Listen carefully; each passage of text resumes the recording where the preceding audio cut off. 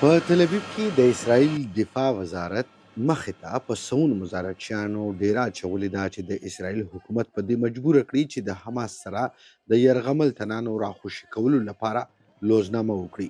تیر هفته د امریکا صدر ډونالډ ټرمپ د دې خبر پخلی کړو چې دوی حماس سره په خبرو باندې بوخت دي. امریکا تل د دریځ اختیار کړی دی چې دوی تر هغه سره خبرې اترې نه کوي. We are having discussions with Hamas. مونږ له حماس سره خبرې اترې کوو. دا خبرې د اسرائیل یرغمل شوو تنانو په اړه دي او مونږ د اسرائیل مرسته کوو. د دې پرته مونږ حماس سره بل کار نه لرو. نه ورله پیسې ورکوو، بلکې حقیقت دا دی چې ما د حماس نه یو کم 80 تنان خلاص کړل او بدل کې مې ورله هیڅ نه دی ورکړي. د اتوار په سحر د حماس په ولکه کې یرغمل تنان خپلوان د دفاع وزارت بهر خیمون را پاسېدل. دوی احتجاج کوي چې جنگ دې بند شي او یرغمل تنان دې راخلاص شي.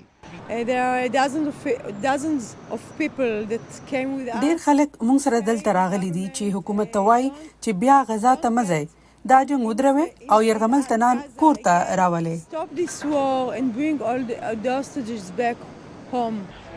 په وروستیو کې د یرغمل شوي تنانو راخلاصولو لپاره د ټرمپ انتظامیې مرکچي حماس سره لیدلي او خپل ملاقات یې ګټور بللی. زما په خیال په یو څو هفتو کې به څه پرمختګ وشي.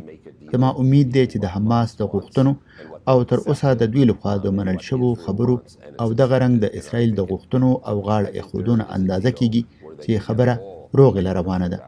زه ګڼم چې داسې لار شته چې یوازې امریکایان نه بلکې ټول یرغمل تنان پې راخلاصېدی شي. ښاغلی بویلر به دې هفته منځني ختیځ ته بیا تګ کوي. دې ترمنځ د غزا په خان یونس سیمه خلک د ژوند عادي ضرورتونو ته اړتیا لري.